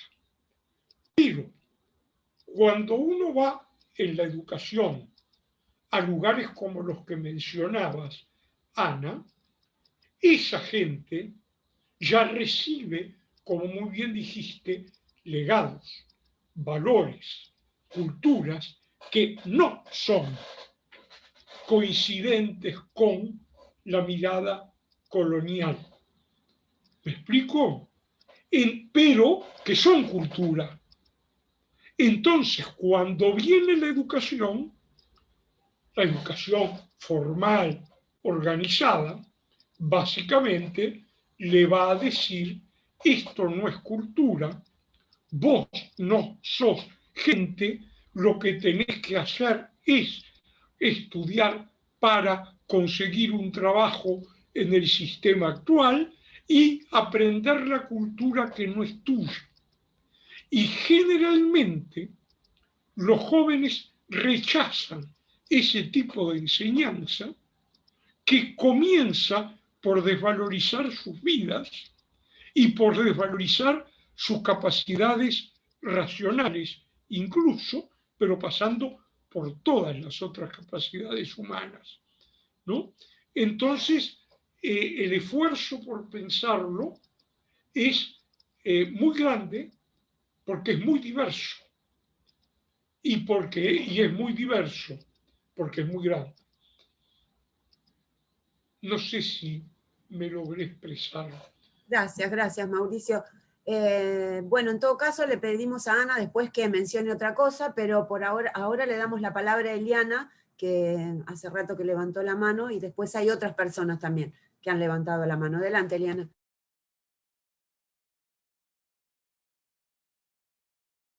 Estás muteada, Eliana.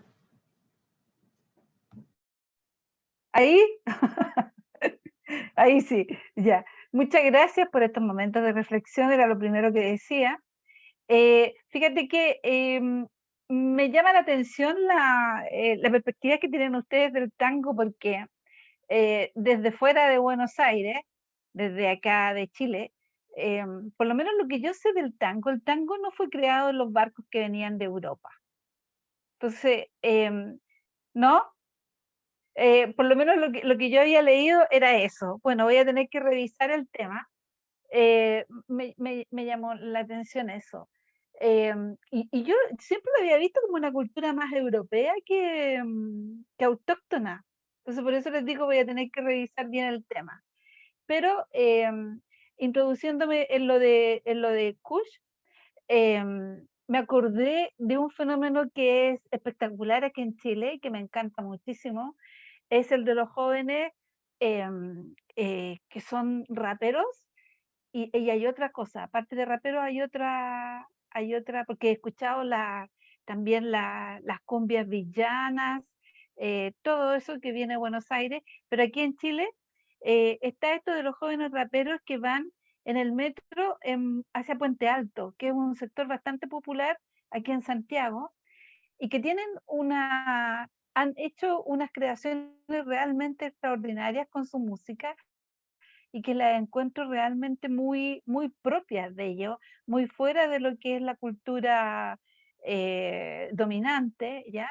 Y han sacado letras de canciones, nos van contando, yo tuve que viajar muchas veces digamos, del metro de la Universidad Católica hasta Puente Alto, y los escuchaba, y van contando todo lo que sucede en sus mundos, en sus poblaciones, en sus villas, como dirían en Argentina, y realmente creo que voy a empezar a hacer algún estudio en relación a ello desde el punto de vista de coach, porque vale la pena fijarse un poco en cómo han construido esta contracultura, digamos, ellos con su rap y con su música.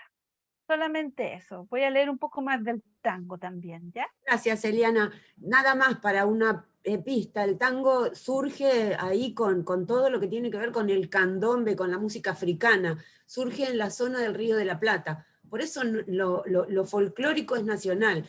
El tango argentino, o rioplatense, por no llamarle argentino, porque hay mucho en Uruguay también, surge en esa zona. A lo mejor algún vínculo tiene que haber tenido con los inmigrantes, pero hasta ahí no lo sé. Digo, solo eso por nombrar algo. El tango básicamente baja en efecto de los barcos europeos, pero baja de los barcos europeos traficantes de negros, baja la esclavitud y baja la pobreza que escapó de Europa y tiene características que básicamente son afro, pueden tener otras. En Uruguay el candombe sigue siendo absolutamente afro, pero el tema es que identifica a todo el pueblo. Y lo interesante es que puede ser totalmente diferente lo que ocurra en otro lugar, ¿no? Por ejemplo, voy a tomar lo de Liana porque justo estoy leyendo uno de tus trabajos, el que publicaste en el libro con Mónica, o me equivoco y no sos tú, sí. Entonces, tú ahí lo estás pensando sobre todo desde Chile, pero desde Chile en tanto espacio geográfico, este pedacito de tierra que se ha inventado como Estado-Nación. Pero el trabajo que estás viendo es de un Chile que no es el Estado-Nación. Es ahí donde nace la base que por supuesto cambia en sus modos, en sus métodos y en su dinámica, pero cambia anticolonialmente, digamos. Si tiene sentido la visión de la descolonización, es eso, no el tanguero de otras épocas, no es algo que venga con la colonización, viene con la esclavitud. Pero también existe el proceso inverso que también se dijo acá, y es que el sistema dominante en las otras épocas y en esta asume y se traga, por ejemplo, el reggaetón, o al revés, ¿verdad? El pueblo toma lo que viene de la colonia y lo contamina, lo baja a tierra, lo transforma en su contrario a veces, ¿verdad? Lo transforma en música de liberación, como, no sé, los los indígenas de Yavi repiten versos cristianos de hace no sé cuántos años, de la época de la colonia, y al mismo tiempo tienen ritos precolombinos, y al mismo tiempo tienen las mezclas de los dos. Pero cuando vos rascás un poco, lo que aparece en ellos es: esta es nuestra identidad, estos somos nosotros. Estos nos hicieron varios a nosotros, pero ahora es lo nuestro. No sé si es claro, es un problema de apropiación, de hacer propio lo que era de otros. Entonces, las palabras de los cantos cristianos ya perdieron totalmente su sentido. Es decir, Hus los recopiló y muestra, yo los trabajé un poco hace muchos años, ¿verdad? Pero muestra claramente que lo que ocurre es que los términos no importan en sí mismos. A veces reproducen el sentido de palabras olvidadas. A veces emplean palabras que no significan nada.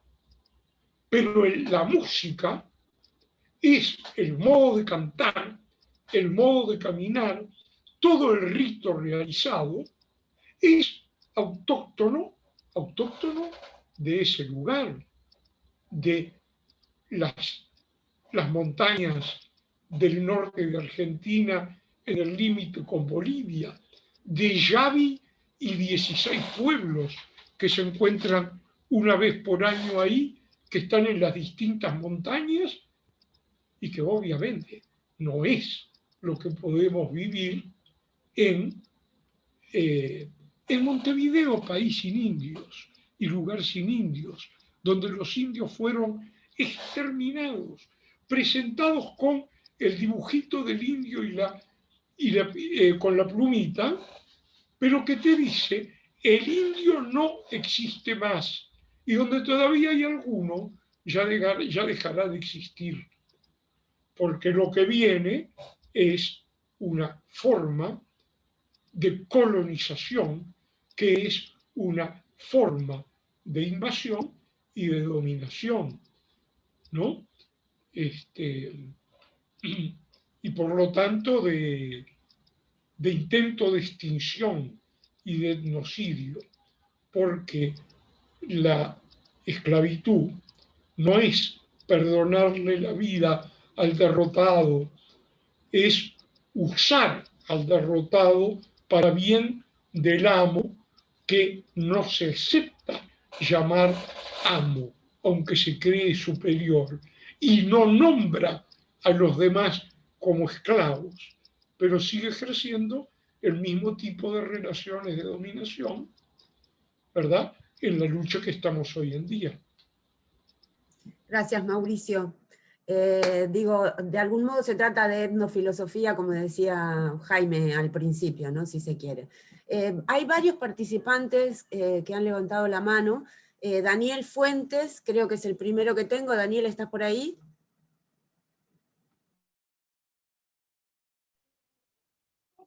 Sí. Hola, buenas tardes. Primero agradecer a Jaime, también Mauricio, por su clara exposición en tema de producción a Rodolfo Puch. Me surge una pregunta con esta categoría, especialmente para Jaime, porque empieza a hablar del estar, ¿ya?, en contraposición un poco con el ser desde Europa. Y también hacer una asociación con el concepto tierra. Parece que también Kuch lo trabaja bastante, con este concepto que el ser humano es un ser arraigado en nuestra tierra. Y con ello también, si se puede asociar el concepto ocio desde el latinoamericano, como punto de contrapuesto también con el concepto de negocio. Un poco lo que estaba planteando Matías, por esta actividad que nos llevan siempre nosotros a estar en una actividad para poder producir. Si no estás produciendo, eres flojo. Entonces, a mí vengo de una zona campesina, y cuando escucho a Kutch, siempre se me viene a la memoria esta imagen de un campesino con una pala y apoyado en sus hombros, y esperando que riegue la tierra, el agua. Y Kutch también tuvo una vivencia muy parecida cuando quiso implementar una bomba de agua en un sector, y cuando fue agresivo con esa parte, dice él, a final de cuentas. Entonces muchas veces pareciera que hoy día el concepto ocio no está mirado desde como un arraigo también con uno mismo y con la tierra de uno, y con este concepto del estar, más que con el concepto de tú tienes que producir para poder ser alguien, incluso se dice. De hecho, yo me acuerdo cuando chico se me decía, estudia para que seas alguien. Entonces uno, con estas categorías, cómo uno va viendo, y más todavía en Chile, con este nuevo proceso de una nueva constitución, donde también se va viendo los lineamientos de una sociedad. Gracias. Jaime, ¿querías contestarle? Jaime, ¿estás por ahí? Muchas gracias, Daniel. La verdad que todo lo que tú dices está estupendamente bien. Creo que en el fondo hay unos vínculos que son profundos y poderosos entre la identidad popular latinoamericana y el ser alguien que nos proviene de la gran ciudad, de la metrópolis, como nos dice Kush. Entiendo que la idea que está en el fondo es que el pueblo latinoamericano es de índole contemplativa, ¿ya? Y es un ser contemplativo, no es ocioso. Ocioso es la forma como la sociedad depaupera, denigra al que no trabaja, ¿verdad? Y por lo tanto entonces se le dice vago, ocioso, flojo, etcétera, etcétera, ¿no? Que son palabras con las que la sociedad se venga del que no está en el trabajo. Nosotros tenemos un personaje espectacular, que es un personaje de un cómics que hoy día anda por todo el mundo, que se llama Condorito, y Condorito es eminentemente un sujeto contemplativo. Entonces, su resistencia al trabajo hace que por lo general siempre estén acusándolo de esto y de lo otro, ¿no?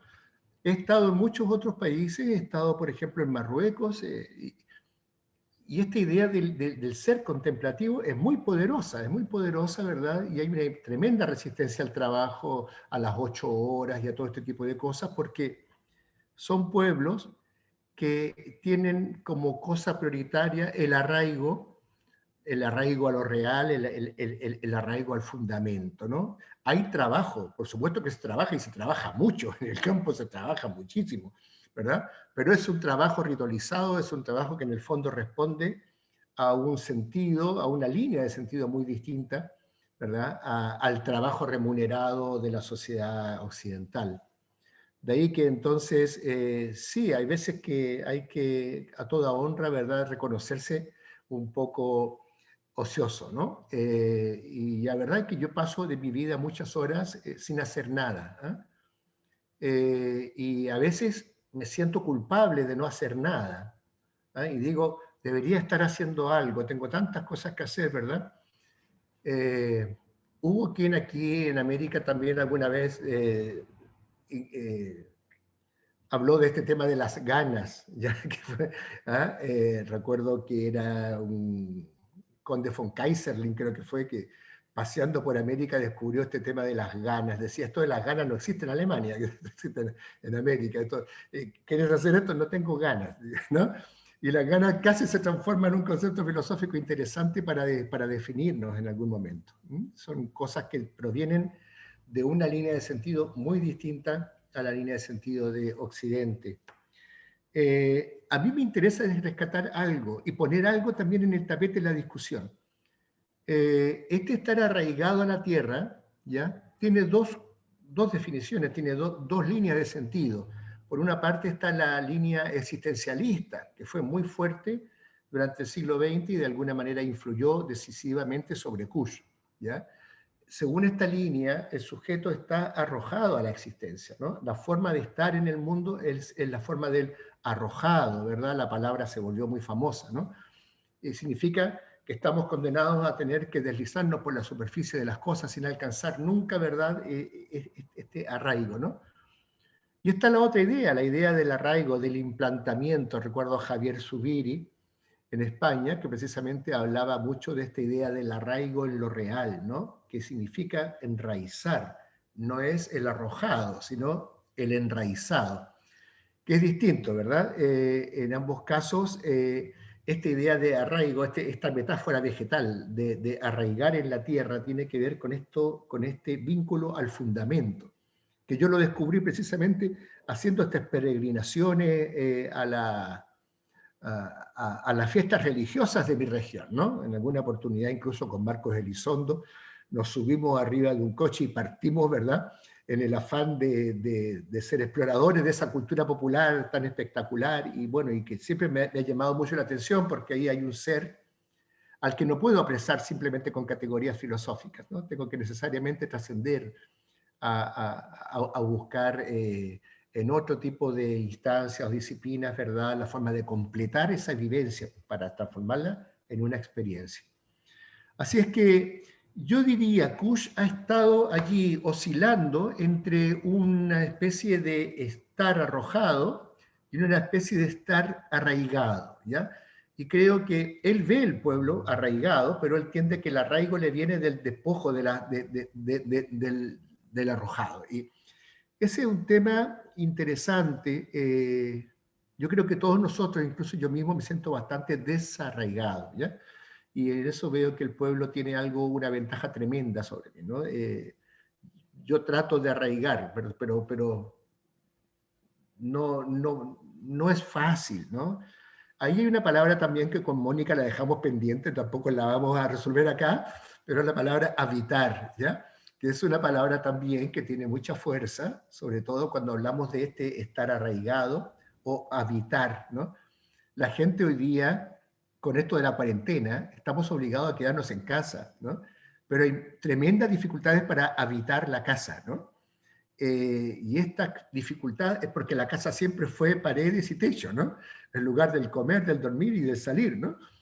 Entonces, esto de habitar la casa, volver otra vez a transformarla en un santuario, ¿ah? En el lugar en donde uno desde ahí puede escalar al universo.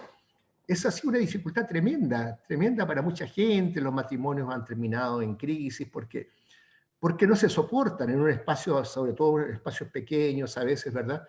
Y no hay formas de arraigar en la casa, arraigar en el hogar, o sea, habitar, ¿no? Creo que en alguna oportunidad le dijo Heidegger a Ortega, esto es una leyenda, no sé si fue cierto, pero Heidegger le habría dicho a Ortega, ¿qué es primero, construir o habitar? Y Ortega le habría dicho, construir, y Heidegger dijo, no, habitar. Esos son temas sumamente interesantes que hay que seguir hablando. Por último, quiero dejar una última cosita.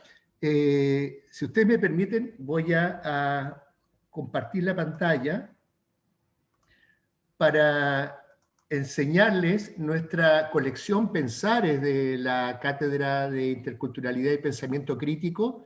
¿Ya? He colocado en el chat la dirección, y aquí ustedes pueden encontrar 18 textos a los cuales solamente le dan con el clic y lo pueden bajar, ¿no? Y aquí está toda la producción, como ustedes pueden ver aquí, hay un libro sobre Kush, y más adelante hay otro libro sobre Kush, en fin. Muy recomendable el libro del compañero Marcos Elizondo. Sí, Marco hizo su tesis de magistratura, que se la dirigí yo a todo esto. Y aquí hay un texto que me salió a mí que se llama Caminos del Pensar, ¿ya? Y este texto tiene una tercera parte. Son textos que he ido construyendo a lo largo de la vida, por lo tanto no hay una unidad temática en el texto, pero el último capítulo se llama Etnofilosofía.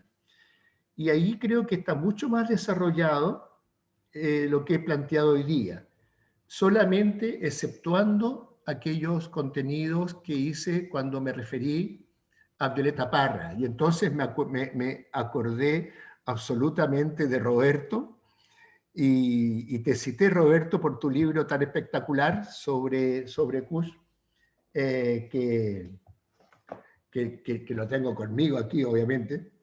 Gracias, Cuando Jaime. haces la relación entre My Way de Polanca y Gracias a la vida de Violeta Parra. Y como me metí en esto de la Violeta Parra, encontré que lo que tú decías venía a complementar exactamente este sentido de lo popular, este sentido del arraigo a través de la música, a través de la composición de Violeta, que es también parte de este sentido de pertenencia, de identidad, ¿no? Que no está en My Way, que es una canción que habla del sujeto, del ego, ¿verdad? Del ego conqueror que sale, ¿no? Tratando de realizarse a sí mismo con independencia y a lo mejor en contraposición a los demás, ¿no? Entonces, me pareció muy interesante porque yo ya había visto muchas semejanzas en la vida de Violeta y la vida de Kush, ¿eh? Desde el principio, ¿no? Ambos viajan, ambos salen con la grabadora, la bitácora, ambos van al rescate de lo popular, uno desde la filosofía, el otro desde la música, pero en el fondo, ¿no? Ambos sienten el rechazo de su sociedad, ¿ya? Sin embargo, la reivindicación viene más tarde, ¿no? En ambos casos también, este gusto de lo popular que estaba en los 60, en los 70, ¿verdad? Que era muy fuerte y que estaba en ellos. Yo creo que son espíritus paralelos, comunes, a los cuales sería muy interesante de repente meter el diente más de cerca, estudiando la letra de Violeta Parra, por ejemplo, y algunas letras de los ensayos de Rodolfo Kusch. Creo que ese puede ser una investigación súper interesante y los dejo absolutamente invitados a que hagan ese camino. Puede arrojar muchas cosas buenas. Así que muchas gracias, Roberto, por ese capitulito que nos toca a nosotros. Tocaste el alma chilena también un poquito ahí, se agradece. Pero bueno, Violeta es de todo el mundo, obviamente, ¿no? Igual que Rodolfo. Gracias. ¿Puedo añadir algo o si no hay Claro, alguien que... sí, adelante, adelante, Roberto. Muchas gracias, Jaime. Bueno, es que la canción de Polanca, de hecho, era la canción de Donald Trump. Sí. ¿No? Sí. Entonces, y lo otro que me despertó, esa cosa lo hice a mi manera. Hay una película de Martin Scorsese sobre un tipo que hace mucho dinero en Nueva York, y eso también me despertó hay alguna referencia en ese artículo, ¿no? Y lo que hace, y claro, lo que hace, y hay un gran contraste, ¿no? Entre el Polanca, I Did It My Way, con el ser alguien, pero lo otro que yo quería añadir en cuanto a esas categorías que desarrolla Kusch, las toma del pensamiento popular, ¿viste? Porque eso del ser alguien, como decía Daniel, es justamente lo que nos dicen nuestros padres constantemente: tenés que ser alguien, tenés que hacer algo, ¿no? ¿No? Y él las toma desde esa, qué sé yo, de esa nube popular de ideas que siempre recibimos y que llevamos encima en los hombros, y él las desarrolla igual que el estar, ¿no? Ahí mencionabas lo del habitar, y claro, habitar el hogar y es habitar la sala de estar, ¿no? Que ya casi es un término que ya no se usa más, y usamos, nos hemos agringado tanto que usamos living, ¿no? ¿No? Entonces, eso es lo que rescata Kusch de nuestra lengua, porque la lengua es muy importante acá, eso. Y yo estando tan lejos de donde están ustedes, para mí es muy importante rescatar la lengua, ¿no? Y eso es lo que hace Kusch, ¿no?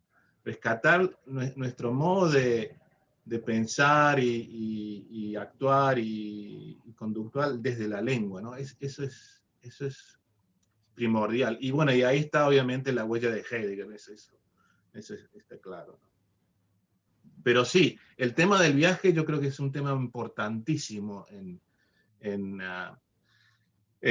Kusch, y de hecho el tema del viaje, como estamos trabajando con un par de colegas acá en Australia, también chilenos justamente, es el tema del viaje hacia el pensamiento situado, ¿no? Porque es el viaje que te da esa pauta, ¿no? De descubrir que, bueno, si tú piensas en toda esa generación de intelectuales y escritores como Octavio Paz, Carlos Fuentes, se dan cuenta que no son europeos cuando están en Europa, ¿no?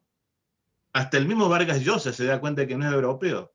Entonces tienen que ir, o los escritores que están ahora en Europa, por ejemplo, hay una escritora argentina que se llama Schweblin, está en Berlín dando clases de literatura y demás, y se da cuenta que, claro, es descendiente de alemanas, pero no es alemana, es argentina, o qué sé yo. Y se da cuenta y hace migas con los otros latinoamericanos que están ahí, porque no tiene otra. O sea, es eso, ¿no? Y ahí está la pauta del viaje, con esta generación que no siguió ese camino de los grandes intelectuales de cabecera nuestra en el siglo XX, como Borges, o Carpentier, o Carlos Fuentes, se van del otro lado, o sea, se van a lo más profundo. En ese sentido hay algo ahí también con el Che Guevara, ¿no? Porque él no sigue sus estudios en Estados Unidos, ni mucho menos la medicina en Londres, sino que se va hacia el norte, o sea, y entonces hay una pequeña generación que rompe con ese molde de esa época, ¿no? De los años 40, 50, ¿no? O 30 también. Y ahí hay una clave que hay que explorarse, Jaime, yo creo que es importante eso. Muy interesante, muchas Muy gracias. interesante, sí, por cierto. Lamentablemente ahí quedaron personas que no pudieron, por ejemplo, Edilma, que estaba queriendo hablar, pero bueno, no sé si todavía estás ahí, Edilma, pero mientras Edilma se conecta, a mí me gustaría, antes de que se me escape la idea, esto que mencionaba Jaime respecto de Zubiri y el enraizar y Kush con el estar, ¿no? Me parece que tienen mucho en común. Y yo cada que leo a Kush voy encontrando, digo, pero esto está en Zubiri, esto lo dijo Zubiri, a su manera, ¿no? Desde otro lugar, pero me parece que tienen esa raíz fenomenológica, hermenéutica, si se quiere, que los hacen muy parecidos. Esto del estar no es otra cosa que el campo de realidad del que nos habla Zubiri. Y cada que lo pienso y lo leo, digo, sí, hay mucho en común y son contemporáneos de algún modo, ¿no? Aunque Zubiri murió mucho más grande, vivió más años, pero han escrito más o menos al mismo tiempo. Y los dos son seguidores de Heidegger, ¿sí? Criticándolo, pero muy seguidores de Heidegger. Bueno, no sé si estás ahí, Edilma, que querías decir algo antes de que nos vayamos, porque ya estamos en hora. Ya, buenas tardes a todos y todas, ya noche, ahí, no, nada más, agradecer muchísimo, ha sido un lindo encuentro, ahí dejé, Mónica, en el inbox, un mensajito que realmente es eso, me llenó mucho de muchas otras también, conceptos y nociones, recién estoy ya trabajando, filosóficamente toda la cuestión de este sentido americano, en donde encuentro que en algún momento el tema del ibérico, llego acá en México, es que sé que no soy latinoamericana, sino ibérica, entonces al solicitar el tema de la naturalización, pero bueno, eso es una larga cuestión y realmente arraigo, concordo con todo lo bonito, siempre soy su fan, Jaime. Sí, ese arraigo, sí hay diferencias y sí, el sentido en este viaje y ahora el viaje de regreso a Brasil también va a ser un otro viaje tan lindo y estar con ustedes en este camino me ha llenado muchísimo. Gracias a todos, gracias Mónica, un abrazo a todos. Buenas noches. Buenas noches y bueno, nada más que decirles gracias a todos, a todas y a todes. Ha sido unas horas maravillosas. Saludarlos y comentarles que los esperamos la semana que viene. Acá vamos a estar de nuevo para dialogar con ustedes. Y no sé, ahí si alguien quiere decir algo más, Jaime, ¿querés cerrar? O Roberto, que ahí está levantando. Quería preguntar si lo están grabando a todo esto, Mónica. Sí, lo estamos grabando. Perfecto. Sí. Esto se graba, se edita y luego se sube a la página como podcast. Y por lo tanto queda grabado el sonido, ¿ya? De todo lo que se ha dicho. Bueno, Jaime, te dejo el cierre. Sentite como si fueras el director de la cátedra y cerrá, por favor. Bueno, pues solamente agradecer a todas y todos, ¿ya? con mucho cariño el que hayan acompañado a Mónica en esta velada tan hermosa, ¿no? Y prepararnos para la próxima semana, que estaremos otra vez junto con ella, escuchando a otros ponentes, siempre aprendiendo, siempre disfrutando del conocimiento de esta fiesta del pensar, como dijo alguien por ahí, ¿no? Así es que, pues nada, un abrazo cariñoso a todos, ¿ah? Y a cada uno de ustedes. Y la Cátedra Internacional de Interculturalidad y Pensamiento Crítico está todos los días pensando, ¿verdad?, cómo revitalizar la cultura en nuestro contexto latinoamericano fundamentalmente, así es que vendrán otro tipo de eventos y estarán siempre invitados. Pero por ahora estamos con este seminario encantados. Así es que a cuidarse mucho, mucho, ¿verdad? Todavía estamos en épocas difíciles, ¿no? Así es que un abrazo cariñoso a la distancia. Mónica, muchas gracias por tu maravillosa... Una duda sobre los horarios. Disculpe. ¿Seguirán siendo los de la mismos actividad, horarios? es decir, ¿es de 17 a 19 horas? En México, 17 a 19 horas. Ok, gracias, muy Chile amable. de 18 a 20 y en Argentina de 19 a 21. Correcto. Así es que ahí estaremos. Gracias. Adiós. Saludos para todos. Gracias.